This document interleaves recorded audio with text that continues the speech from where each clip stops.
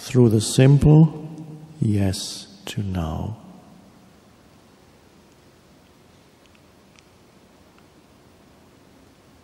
And that is the new dimension of consciousness. And that is the essence of who you are. So you are, on the one hand, something that is manifested in form. You have a form identity, a life situation. Every person here is somehow, one could almost say, trapped in their particular life situation. Most of them problematic to a larger or lesser degree. The more the new consciousness is arising in you, the more the problematic nature of your life situation lessens. Not that life does not present challenges anymore, but you no longer perceive your life in terms of problems. So there is your life situation, and that differs for each one of you. Some are asking themselves what their life purpose is on this planet. What am I going to do with my life? Others may not have that much future left. In some of you, the body may not be healthy. In others, there may be some very problematic configuration of events in your life. Life situations differ. Some are rich, some are poor. Some are important in the eyes of the world, some are not important in the eyes of the world. Or some of you may be important today and unimportant tomorrow in the eyes of the world. I was unimportant for many years. Now I'm important in the eyes of the world. And then, who knows, next year I may be gone in the eyes of the world. That sense of who you are that's derived from your life situation, and the corresponding thought forms, we are going beyond that. We respect that. Yes, you are in this particular situation, in those relationships. These are things that you cannot deny. There is the story of me. There is the story of my life. And it's not going to come to an end this afternoon. No, the story of me continues, because that is part of my form identity. And some stories are happier than others.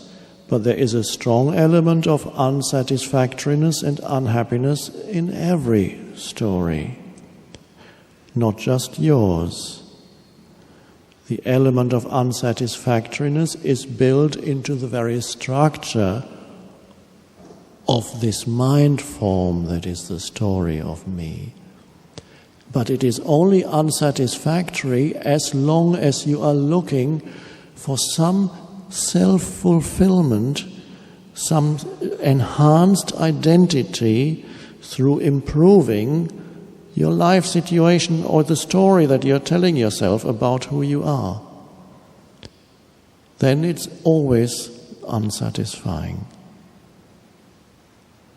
But when you realize that on that level you're never going to be satisfied, on that level true completion is never reached. You can never truly know yourself, no matter how much you add to yourself through knowledge, possessions, relationships, whatever you experiences. even spiritual experiences, wanting them to add to me. There are many people here who have had many great spiritual experiences. Come and,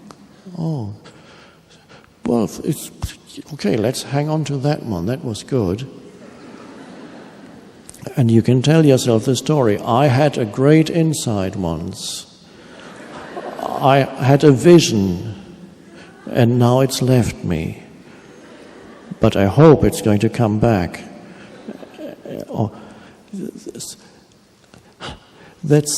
On that level, to seek something, it means to seek something that the world, because the story is the world, can't give you. The demand to be made happy through some rearrangement in your story is an impossible demand. The demand to be made happy by the world. Make me happy. I have a right to be made happy by the world. It is true, one could say, that you have a right to the state of joy as your natural state of deep inner connectedness when you know who you are beyond thought. It's not even that you have a right, that's a conceptual thought. It just is. But the world isn't even here to make you happy.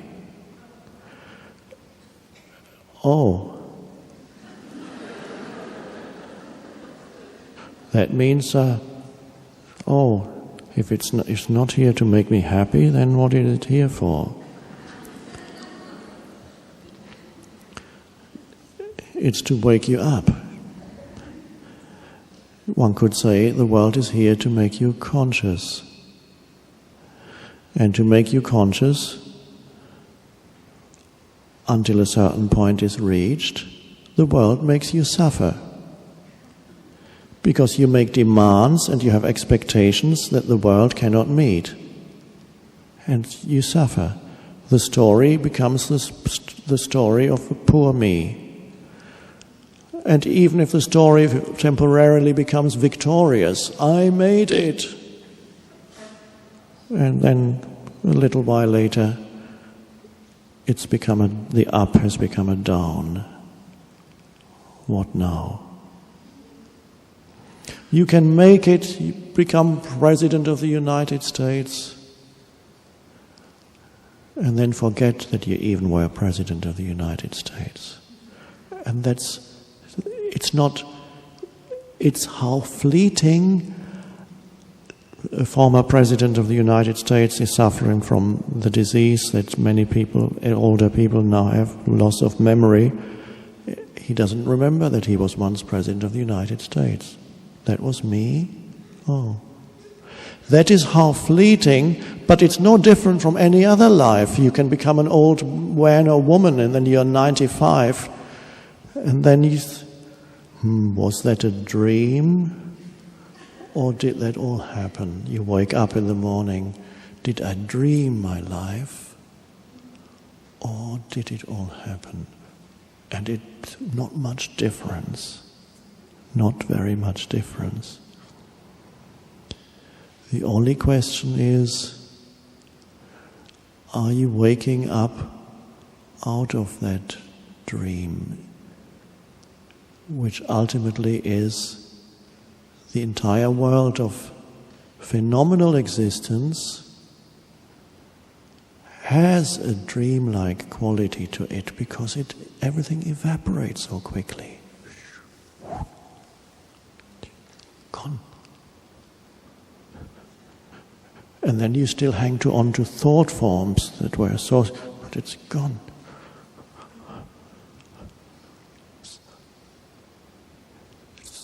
And for many people, this dreamlike existence has been somewhat of a nightmare.